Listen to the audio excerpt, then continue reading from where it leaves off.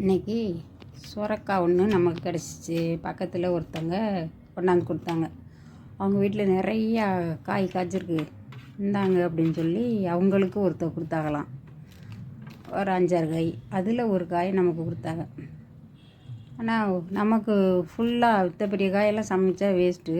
அதனால் பாதியை நறுக்கி இன்றைக்கி இறால் கொஞ்சம் இருக்குது, அதை போட்டு செய்வோம்.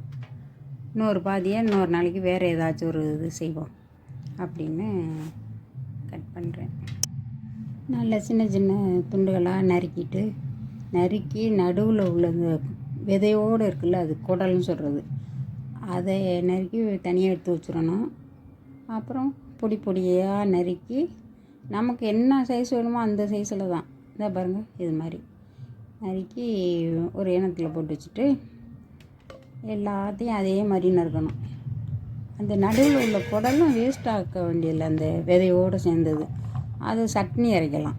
அது ஒரு நாளைக்கு செஞ்சு காமிக்கிறேன் உங்களுக்கு. இந்த இவ்வளோ இப்படி நறுக்கி வச்சிட வேண்டியதான். இந்த பாதி இன்னொரு நாளைக்கு சமைப்போம். கொஞ்சோண்டு எண்ணெயை ஊற்றி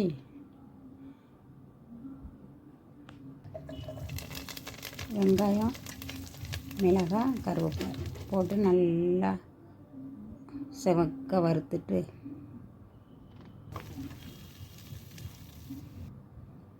அப்புறம் நறுக்கி வச்ச அந்த சுரக்காயை போட்டு நல்லா சுருளை கிண்டணும்னா கிண்டி அப்படி பிரட்டி விட்டு அந்த சூடு எல்லா காய்க்கும் வர்ற அளவுக்கு கிண்டுறது. அப்புறம் கொஞ்சம் உப்பு போடணும். உப்பு போட்டால் தான் அது வேகும். ரொம்பவும் போடக்கூடாது, சுரக்காய்க்கு சொல்லுன்னு இதாயிடும். அப்படி தண்ணியெல்லாம் ஊற்ற வேண்டியதில்லை, அப்படியே மூடி வச்சிட வேண்டியதான். இந்த இறால் இருக்குல்ல, அதை நல்லா தோலை உரிச்சிட்டு அந்த நடுவில் உள்ள குடல் இருக்குது இந்த இறாலுக்கு, அதை அந்த குச்சியை வச்சு லேசாக அப்படி தூக்கினோம்னா அந்த நூல் மாதிரி கருப்பாக வந்துடும். அதை எடுத்து போட்டுட்டு எல்லா இறாலுக்குமே அதே மாதிரி அந்த நூல் மாதிரி வர குடல், அதாவது இறாலோட இது கருப்பு கலரில் லேசாக நூல் மாதிரி வரும். அதை எடுத்து வச்சுட்டு நல்லா அலசி க்ளீன் பண்ணிக்கணும். ஒரு தடவைக்கு 2 தடவை உங்களுக்கு காமிக்கிறேன் பாருங்கள். இன்னொரு வீடியோவில் இறால் சுத்தம் பண்ணுற வீடியோ போட்டிருக்கோம் நம்ம. இருந்தாலும் அதில் இந்த குடல் எடுக்கிறது கேமராவில் அவ்வளோதான் கேட்ச் ஆகலை. அதுக்கு தான் இப்போ பாருங்கள் காமிக்கிறேன். இப்படி குத்தி இப்படி லேசாக தூக்குனா அந்த கருப்பு கலர் நூல் மாதிரி உள்ள குடல் வந்துடும். அது இப்படி உருகணும்னா வந்துடும். அவ்வளோதான். இனிமேல் நல்லா தண்ணி ஊற்றி அலசிட்டு வச்சுக்குவோம். இப்போ இந்த சுரக்காய் வெந்துருச்சு, நல்லா வந்துருச்சு. இப்போ இதுக்கு தேவையான பொடி: சோம்பு சீரகப்பொடி,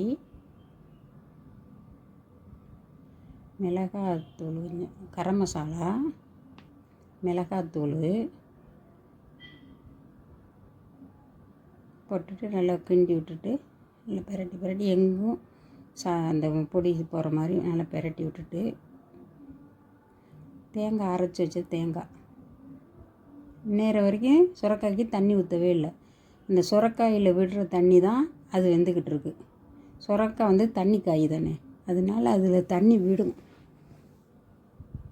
அதில் உள்ளதே போதும். இப்போ தேங்காய் அரைச்சி ஊற்றுனோம்ல, அந்த மிக்சியை கழுவிட்டு கொஞ்சம் தண்ணி, ஒரு 1/4 டம்ளர், அரை டம்ளர் கூட வராது, 1/4 டம்ளர் தண்ணி கழுவி ஊற்றுறோம். அவ்வளோதான். இதுக்கு தண்ணின்னா அது மட்டும்தான். இங்கே பாருங்கள், நல்லா ஏதோ தண்ணி ஊற்றி வேக வச்சது மாதிரியே நல்லா இருக்கும். ஆனால் தண்ணி ஊற்றலை. இது அவ்வளோ டேஸ்ட்டாக இருக்கும். தண்ணி ஊற்றிட்டா குளன்னு ஆயிரும். இப்போ இறாலை போடுறோம். இறாலை போட்டு ரொம்ப நேரம் வேக விடக்கூடாது, அது ரப்பர் மாதிரி ஆயிரும். அது உங்களுக்கு தெரியும்ல. இதை அப்படியே வச்சு மூடி வச்சுருவோம், கொஞ்சம் நேரம் வேகட்டும். நல்லா வெந்துருச்சு. இறாலை கிண்டி விட்டு இறால் எப்படி வெந்திருக்குன்னு காமிக்கிறேன். இந்த பாருங்க, நல்லா வெந்திருக்கா. அவ்வளோதான். சூடு வந்தோடனே இறால் வெந்துடும். இதுக்கு தனியாக டைம் எடுத்தெல்லாம் சிக்கன் மட்டன் மாதிரியெல்லாம் வேக வைக்க முடியலை. லேசாக சூடு தண்டனோடனே அது வெந்துடும். இப்போ தாளித்து போடுவோம். இது கறி வடகம். உங்களுக்கு தெரியும், நம்ம வீட்டில் கறி வடகம் இல்லாமல் இது அசைவத்துக்கே சமைக்க மாட்டோம். நண்டு குழம்பு, மீன் குழம்பு, கறி குழம்பு, அசைவ குழம்புக்கு கறி வடகம் தான். நல்லா பொரியட்டும். கருவேப்பிலையை போட்டுட்டு தாளித்து ஊற்றிடுவோம். தாளித்தோடனே ஊற்றினோடனே மூடிடணும். அந்த அப்போ தான் அந்த வாடை உள்ளே நல்லா சுற்றிக்கிடும். அப்புறம் திறந்து கிண்டி விட்டுக்கலாம். ரெண்டு விரட்டி அவ்வளோதான். நல்லா ஸ்மெல்லெல்லாம் அப்படியே அந்த தாளுத வாசம் ஃபுல்லாக அதுக்குள்ளே இறங்கிடும். அவ்வளோதான், முடிஞ்சிருச்சு. இனிமேல் ரெடி, சாப்பிடலாம்.